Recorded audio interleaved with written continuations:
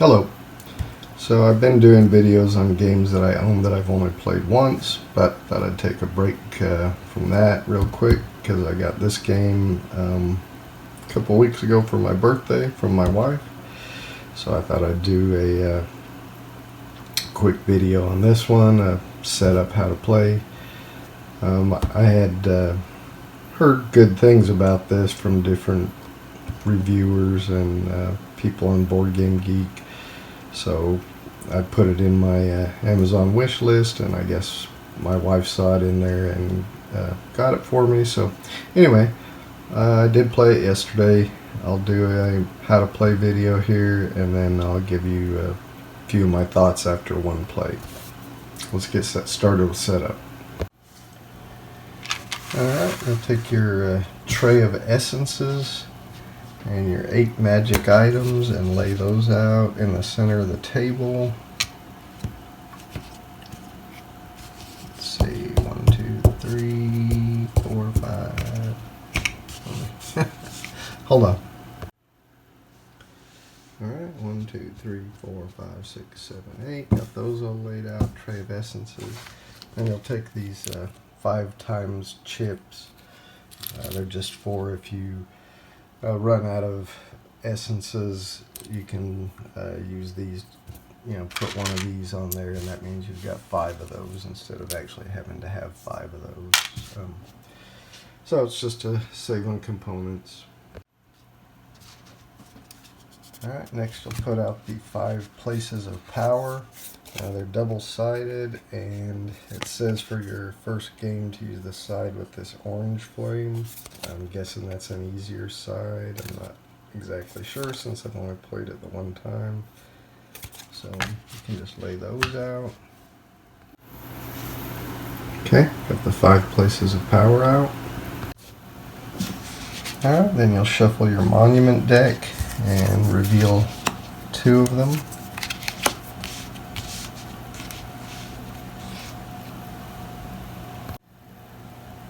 Then you'll give 1 of each essence and a gold to each player. These essences are called Elan, Life, Calm, Death, and Gold. So you give 1 to each player. I'm going to be playing 3 players.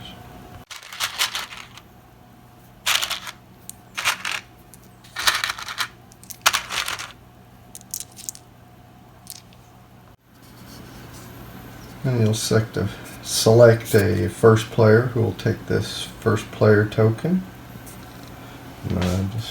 This will be my first player over here. Alright, then you have a mage's deck, which you'll shuffle and deal 2 to each player, and artifacts decks, which you'll shuffle and deal 8 to each player. Any unused cards will just go back in the box. Players would then examine the 2 mages they got and pick one and return the other to the box. And from the 8 artifact cards they receive, they'll examine them and then shuffle to form a draw deck and draw 3. However, it suggests for your first game you kind of use a starting mage and a starting artifacts. So they'll have the starting ones have a little number down here in the corner, so that's the starting mage for my 3rd player, starting mage for my 1st player, and starting mage for the 2nd player. So there's actually 4, and then each one will get their starting hand of artifacts, and they have the matching number 1 to go with the mages. So I'm going to do that since that's a suggested first way to that's suggested for your first game, but the rules I initially stated are how you would do it going forward after that. So those are the 3 starting artifact cards that go with the suggested starting mage, and then for your other 5 artifact cards, you just deal 5 random cards from the deck. shuffle. Each player will shuffle them, and that'll be their draw pile. So let me get that set up. Alright, so I got my first player here. This is his mage, his essences, his 3 cards in hand, and his draw deck of 5 cards, and he's first player. Got my second player. There's his 5 essences, his starting mage, his draw deck of artifacts, and his 3 artifact cards in his hand. And again for the third player, his starting mage, his essences, his 3 card starting hand of artifacts. So you would be actually holding these in your hand. Of course, playing single player, I got to just lay them out. But there's my draw deck of 5 cards for this player. Then starting counterclockwise from the first player, so the person sitting to the right of the first player, and then going in counterclockwise order, each player will choose one of the starting magic items. So I guess we'll start with this player, since he would be to the right of the first player. So he chooses a starting magic item. He'll choose this Death Life, and that just goes in his play area. So next we come to this player. He'll choose this Calm Elan magic item. And finally, first player, he'll choose Research. And that's it. Now we're all set up and ready to start the game. So I'll start with how to play next. And I did want to mention this comes with a round summary card, and it also has setup instructions on it.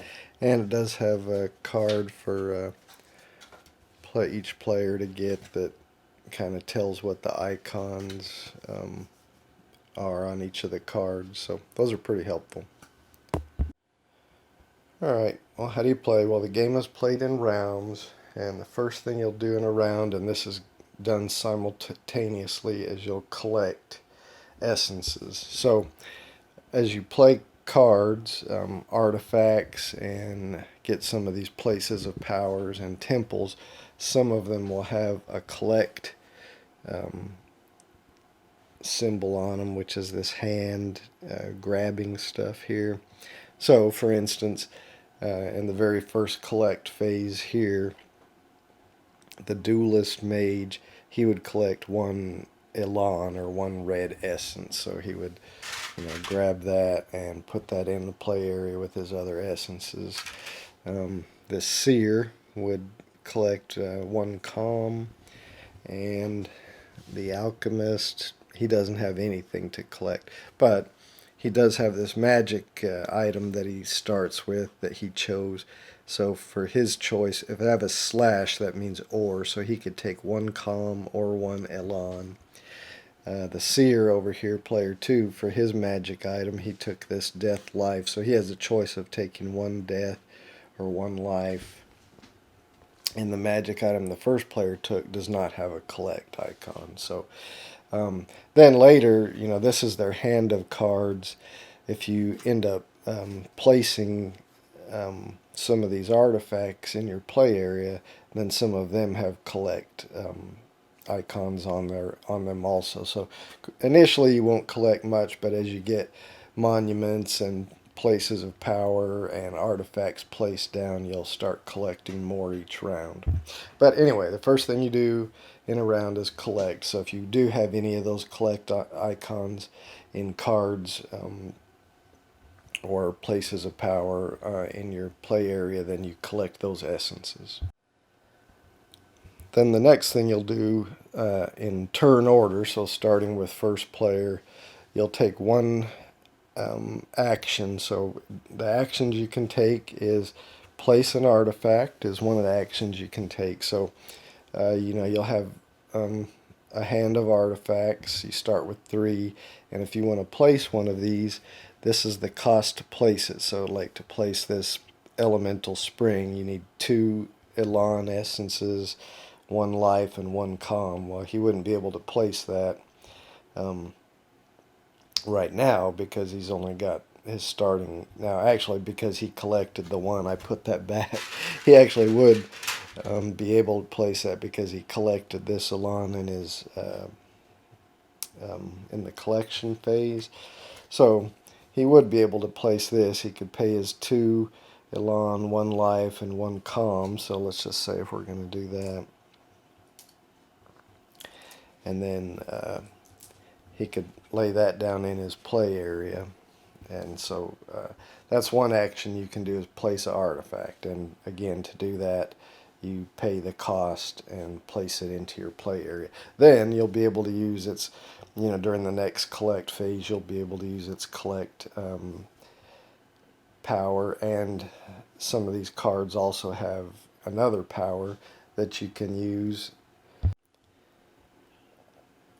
Now this card is actually a react power, which we'll talk about later, but let's say I had played this card. Well, one of the other possible actions you can take is use a power. Well, if I had this card in my play area that I had played earlier, I could use this power, which this icon means you will turn the card, or turn it, depending on what component it's on. That means turn this component. So if I'm going to, for my action, I'm going to use a power, I would turn this component, and then that would allow me to get 2 death essences. But all my other players, all the other players that are called rivals here, would gain 1 essence. So, like most games where it's tapped or turned or whatever, once you've turned that card, you can't use it again if it's turned. But that's another action you can do, is use a power on a card that has not been turned, or any a component. It could be, if you've acquired one of these places of power, or if you've acquired a temple that allows you to have a power that you can turn it, then you can activate that power for 1 action. And those 2 things are another action you can take. So one of your actions could be to claim a place of power. So if you can pay the cost to claim one of these places of power, then you can acquire it and put it into your play area. And then its powers will be available to you, and they're also worth victory points. Now these places of power all have a cost in essences.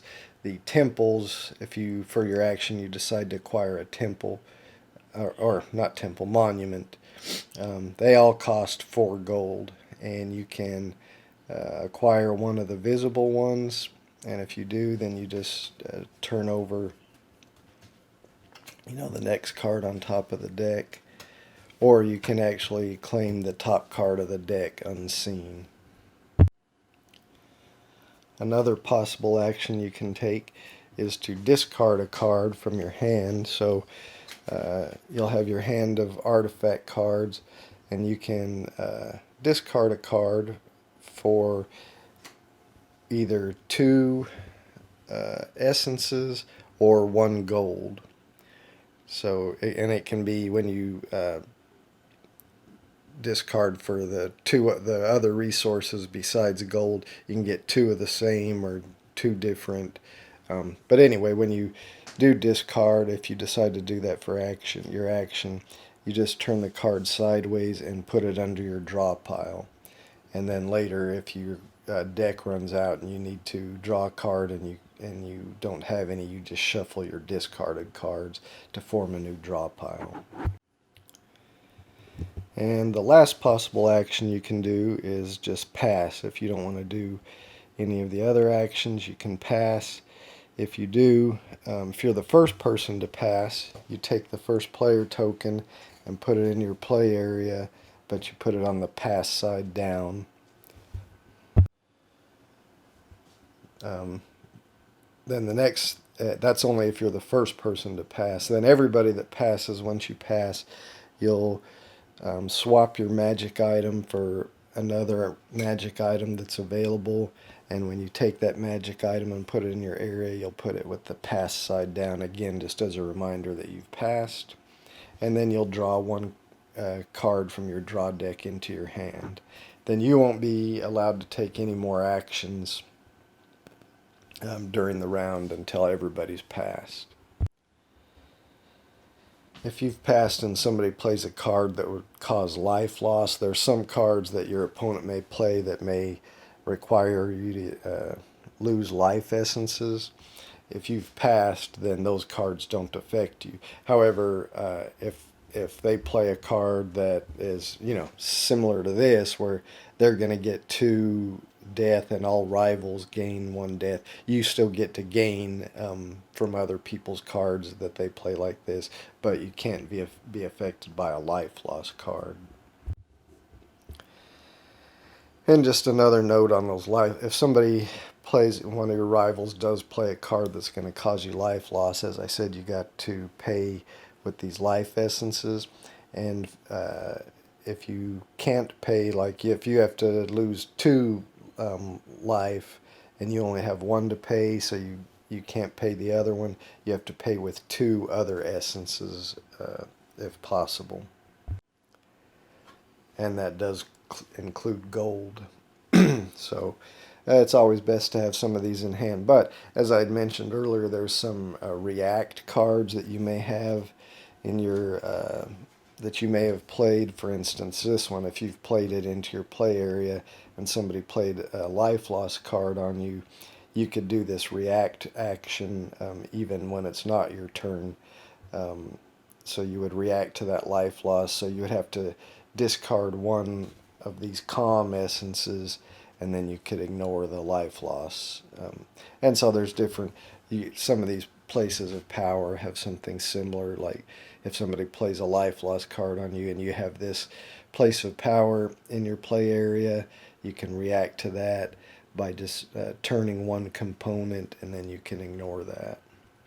So the react powers come into play when somebody else plays a life loss card on you. It's not a power you would play on your turn. So that covers all the possible actions you've got, where you place an artifact, again, by paying its cost. You have where you could claim a monument, again, by playing 4 gold to claim a monument and put them into your play area. And monuments are worth victory points too. You can see this one's worth 3, this one's worth 1. You can claim a place of power by paying the resource cost on that. And again, those will give you powers, and they are also worth victory points. They could be variable. You can discard a card for 1 gold or 2 resources, and you can pass. And so once everybody has passed, then you go to the check for victory phase. So when you go to check for victory, you check if anybody has 10 victory points. And again, remember, the victory points are on the places of power, they're on the monuments, they're on some artifact cards, not any that we have visible here. The first player token is worth 1 victory point, even if it's on its pass side, which it normally would be when you're doing the check for victory step. So if anybody has 10 victory points, then they win. If more than 1 player has 10 or more victory points, then it's the person with the most victory points will win. If it's a tie for victory points, then it's between the tied players, the person that has the most essences in their essence pool. And when you're counting that way, gold will count as 2 essences. And then if it's still a tie after that, then it's a shared victory.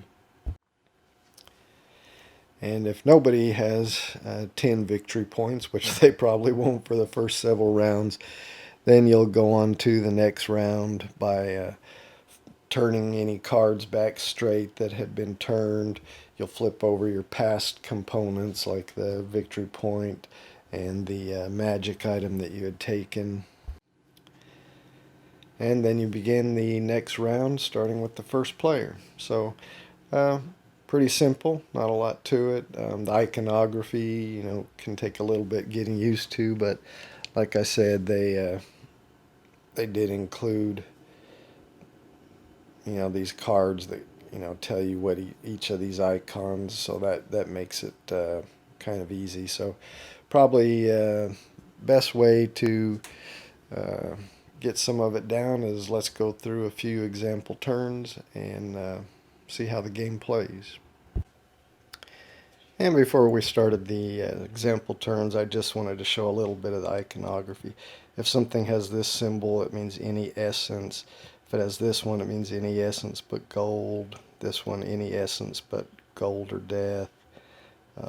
So this card, like I said, they're two-sided, and that'll help you a lot for your first few games. But just wanted to show that before we got started with the sample play. Alright, well, first thing we do, looking at the round summary, is the collect essences. So, like we talked about earlier, we see that this guy has a collect of one Elon, or I don't know, Elon Musk. Oh, I already collected that earlier when we were doing the example, so he's got two now. Because remember, you only start with one of everything, so he's got two. So he's actually done his collect. So then this guy, he doesn't have a collect there. Oh, yeah, he does have a collect of one calm. So we'll get that. And then he gets, because of his magic item, he can collect a death or a life. He's going to choose to take a life. So I'll put that. And that's all the collects he has at this time. This guy doesn't have any from his mage. Remember, these are just what's in his hand, but he does have his magic item, so he can take a calm or an Elon. He's going to take a Elon. Alright, so everybody's done their collect phase. Now I will mention that later in the game, some of the cards you put down may collect, may get essences put on them during the actions portion of the phase, and during the collect phase, if you have essences or resources on a card, you can also pick those up off of the card, and we'll see that here probably in the play. Alright, so now we go to the actions phase, starting with the first player, which is this guy. So I think for his, remember, this is his hand of cards. He'll have these in his hand. He's going to place an artifact. So he's going to place that in his play area. He's got to pay a life and a death to place that. So we'll put those in the thing, and that's his action. Alright, this is the second player. He has this card, which actually has a 0 cost, and has a power. It allows him to gain a resource but gold, so he's going to pay that. Again, it doesn't cost him any resources, so that's what he's going to play for his action. So now we go to the next player. He's got this artifact of a vault that's kind of a gold generator. He likes that, so he's going to play a gold. And then again, remember, this symbol is any resource, so since he's got 2 of these comms, he's going to pay that. Alright, so he's played that in a play area. Remember, these are just what's in his hand. Alright, back to the first player. Alright, first player's turn to take an action. He's actually going to use this card that he played last time. So if he turns this component, he gets 2 death, and all rivals get a death. So he's going to do that. So now he gets 2 deaths in his play area. And all the rivals, which are the other players, they each get 1. Alright, we're back to our next player, which is over here. He's going to go ahead and play this card he just played last time. He can turn that, and he can get any resource but gold. So I think he's going to get a life. Alright, on to the next player.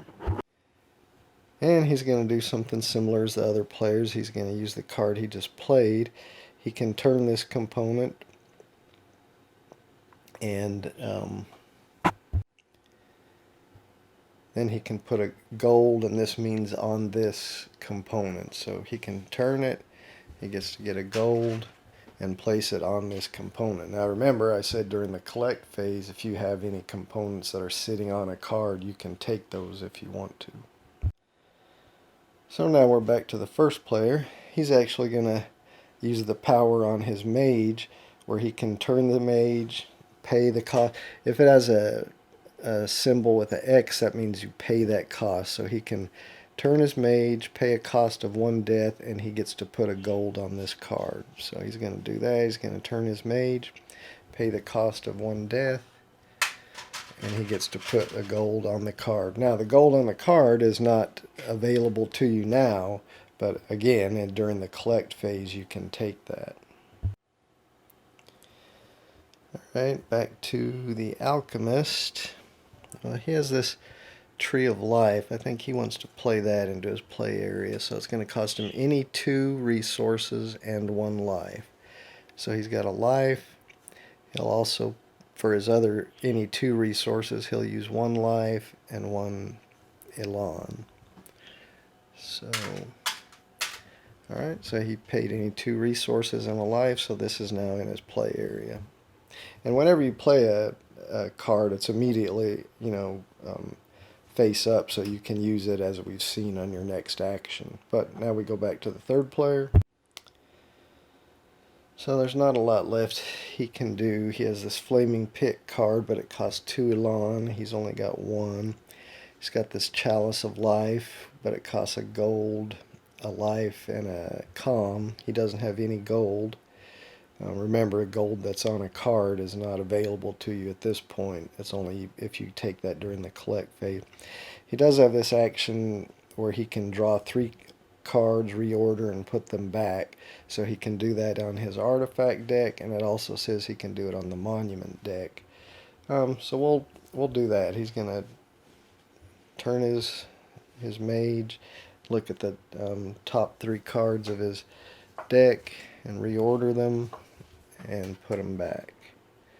So, this being really my second time to play, I don't really know what's good, but let's put them back in this order. We'll put that prism on top. Alright, we're back to first player. He's got his magic item that actually has a power. He can turn it and pay any 4 resources and get 2 gold. I think he's going to do that. So he's going to turn that. He'll pay 1, 2, 3, 4. And remember, gold is good because that's how you get the monuments. You got to pay 4 gold. So he's going to pay that, and he gets 2 gold. Alright, back to second player. Well, he's got this card that he just put in his play area last time, that if he turns it, he gets 3 life and all rivals gain 1. So he's going to do that. So that gives him 3 and all his rivals 1. Oops. So there's his 3. And each other player gets 1. Alright, on to the third player. Alright, he really has nothing left he can do. He can't pay the cost of either of his cards. He certainly can't pay the cost of any of these places of power to get them. He doesn't have 4 gold to get a monument. So he's going to pass. So remember, if you're the first person to pass, you get to take the first player token, put it in your area, and you'll be first player next time, and you turn it over to the pass. Then you trade in your magic item for a different one. So I don't know what's good. We'll just say he's going to take research, put that on his pass side, then he gets to draw 1 card into his hand. Alright, we're back to the first player. I think he's about out of things he can do too. He has 2 artifacts, but he can't pay the cost of either one of them. He's used those cards, he's used his magic items. He certainly does not have the resources to get a place of power, and he's almost got 4 gold. He's got 3 in his reserve and 1 on a card, but he can't use the 1 on the card now, so he's going to go ahead and pass also. So he changes his magic item for something else. He'll take the death life, remember, put it on his pass side, and he gets a card into his hand. So finally we go back to the second player. Well, he's gonna use this power on his alchemist, where he can turn the component, discard 4 essences, and get 2 gold. So he's going to do that. So he's going to spend 3. No, he'll spend 2 life and 2 death and an Elon. So that's 4. And then he gets 2 gold. Now he's the only one that hasn't passed, so it's just his turn again. So he can't use any of that. He's still got 1 card in his hand, but he can't pay the cost to play it. I think that's... Now, I guess, the other players could have done this too. Another action they could have done is discard a card to get essences or gold. So this guy, I think he may... Well, he kind of likes this one. But we'll just show it. Alright, he's going to discard a card to get a gold. He could get either 2 other essences or 1 gold. He's going to get 1 gold. Now, it's still his turn, and he has 4 gold, so he's going to go ahead and acquire a monument. So he's going to spend his 4 gold, and he'll get the Great Pyramids. That's worth 3 victory points. So, again, that just goes in his play area. I'll put it up here. It's still his turn. Now I think we should have turned another one of these over after he took that. Now I really think that's about all he can do. So he's going to pass now also. So he'll trade in his magic item for something else. I think we'll just say he's going to take reanimate. And puts it on his pass side. He draws a card into his hand. Now everybody's passed, so everybody can turn their cards back up, flip their passed items over,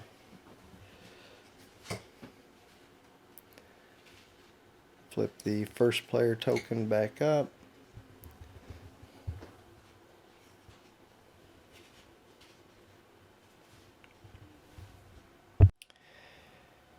and we're ready to start the next round. Of course, now this guy's first player because he took the first player token. So we'll do one more round, and that should have given you a pretty good idea how the game plays. Alright, we're starting the second round. First thing we do is collect. So we'll just start with this guy.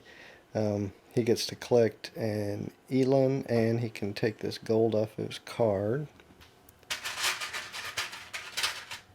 And there's his Elon. This doesn't have any collect on it. He does have this magic item, so he'll take a death, I think. And that's all he can collect. Alright, this guy gets 1 calm.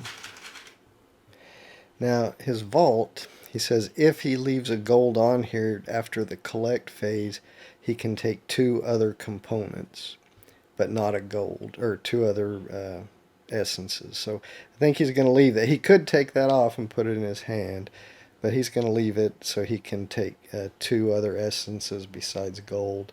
So we'll say he's going to get 2 Elon. Or we'll get 1 Elon and 1 calm. His research doesn't give him any collect, so that's it for his collect.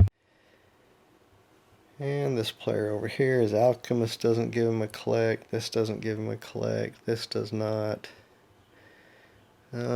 So it doesn't look like he has anything for collect. So that's it for him. Alright, remember all that collect takes place simultaneously. So, alright, now we're at the seer. He's first player. And he has this card that he has that cost him 0 to play. So he's just going to go ahead and, for his action, he's going to play that into his play area. Alright, back to the duelist for his turn. He'll go ahead and do his Hand of Glory. Turn this where he gets 2 death and everybody else gets 1. Alright, so I've done that. I gave him 2 and everybody else 1, so that's his turn. Alright, we'll come back to the alchemist. He's going to go ahead and do his tree of life, where he gets, if he turns that, he gets 3 and everybody else gets 1 life. So 1, 2, 3, there's his 3, and the other players each get 1.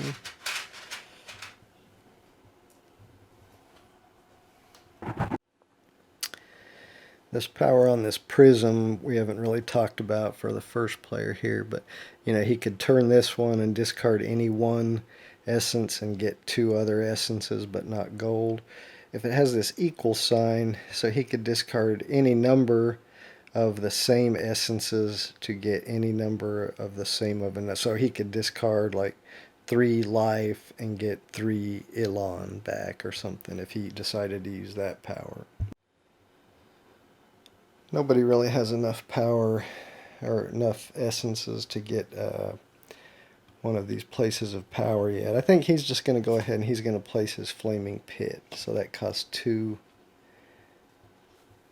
Elan. So he'll place that. So that's first player's turn. The duelist, he's going to go ahead and acquire a monument. He's got 4 gold. So he's going to put that in.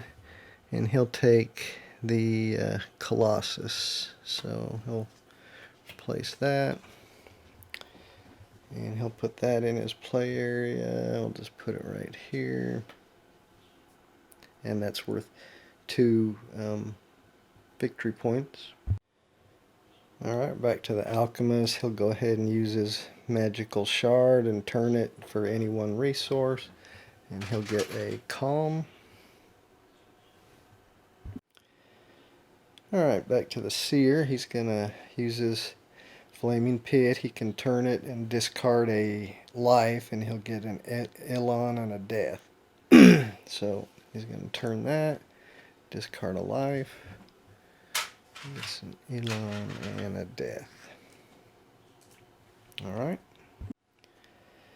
He will go ahead and use his duelist and spend a death. And he'll get a gold on this card. I guess that means the duelist dueled somebody, killed them, and took their gold. I guess that's kind of, if you're looking at it thematically, I guess that's what it's supposed to mean. I think the alchemist will use his power where he turns it, discards 4 resources and gets 2 gold. So he's going to do that. He'll get rid of 2 life. Well, he'll get rid of 3 life and a death, and then he'll get 2 gold for that.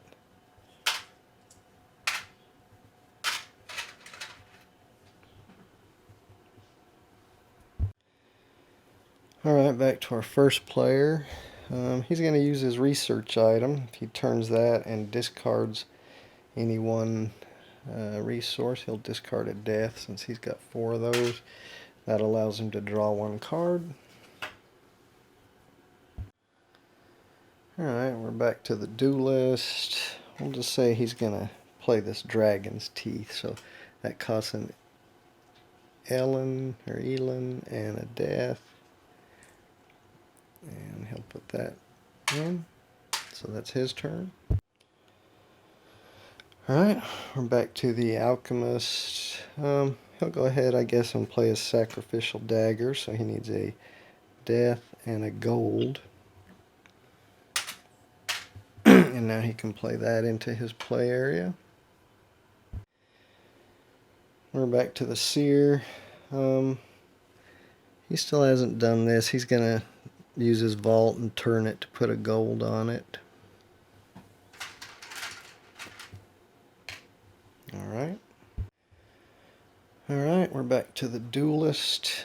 He can't do this card because it requires him to discard 2 Elan.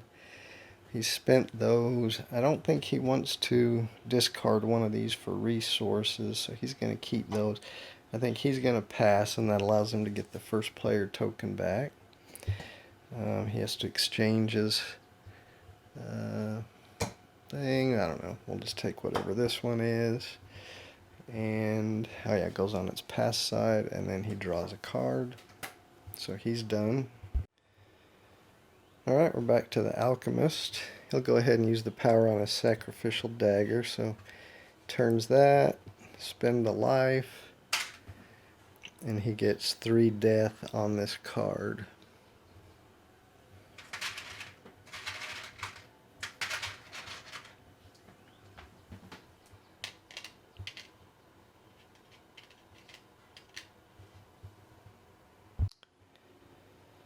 And we'll just say maybe the seer, he's looking at maybe getting this place of power that costs 9 death. He's got 3, but he can use this prism and use this power where he can discard any number of identical resources to get another number of identical resources that's not gold. So I think he's gonna do 3 life and get 3 death back from that.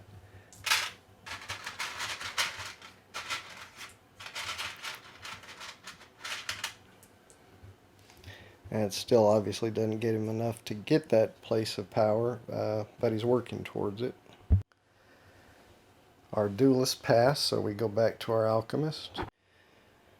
Alright, our alchemist has this magic item where he can turn it and discard a resource, and that allows him to straighten another component. So he's going to turn that, he'll discard a calm, and he'll straighten his tree of life. Alright, we're back to the seer. Not a lot left for him to do. He would he'd like to get a monument. He could possibly have 2 gold next time, so he really needs some more gold. So I think what he's going to do is discard this card and take a gold.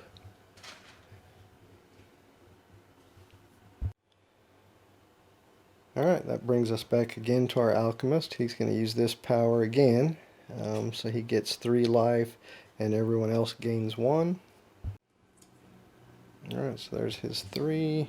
Give 1 to the seer and 1 to the duelist. That brings us back to the seer. He could use his power to rearrange the cards, but he's not going to do that. He's going to go ahead and pass. So he turns in his thing and exchanges it for another. He'll exchange it for this one on its pass side, and then he draws a card. And then come back. And so now the alchemist is going to go ahead and pass also. So he turns in his reanimate. And we'll say he's going to take this transmutation, put it on its pass side. He draws a card. And so now everybody's passed. We check for victory. So we know that the alchemist only has 3 victory points, so he has not won. The seer has no victory points. And the duelist has 2 plus 1 for the first player token. So he's only got 3. So nobody has won at this point, so now we would go to the next round. Now obviously, as people collect more resources, they'll start getting some of these places of power which are worth victory points. And for instance, this Sacred Grove is worth 2, plus it has a power where you can put life points on it, and then it's worth 1 point for every life essence that's on it. And you can see some of these other ones, the Catacombs of the Dead, the same. It's worth 1 victory point for every death that's on it. So you know, it'll take a few more rounds. Somebody will start getting these places of power, probably get some more monuments, and again, some of these cards, artifacts are worth victory points. Like this guy, he drew this dragon. That's actually, if he ever places that, that's worth a victory point. So you can see how the points start coming faster and faster as the rounds go. That was just 2 rounds, so probably another 2 to 3 rounds and somebody would win the game. So that's it. That's how you play the game. So my thoughts on it, well, like I said, I had heard a lot of really positive reviews. I think Tom Vassel's crowd all have it lower in their top 100. So that's why I had it on my wish list. I thought looked like it might be a pretty good game. And after, 1.5 playthrough, it's okay. I'm not really sure uh, why everybody thinks it's so great. And maybe, again, I've only played it by myself. Um, so maybe if I play it with other people, I might think more of it than I do after just the one play and then this partial play for this video. I think it's fun. I think it's okay, but I don't see why it's just from that. I don't see why it's in everybody's. Well, not everybody's, but everybody really raved on it. But anyway, maybe it'll grow on me more than it has. Again, I think it was fun, but I just from the one play I don't really understand all the rave reviews. What makes it so much better than a lot of other card games? But anyway, it's okay. I certainly wouldn't mind playing it if somebody recommended it, and I certainly do intend to play it when I can get some people together, maybe even get my wife and daughter. But every time I mention playing a game with them, it's rare that we do it. Anyway, my daughter likes video games more than board games. But anyway, that's it. Thanks for watching. I hope you enjoyed it.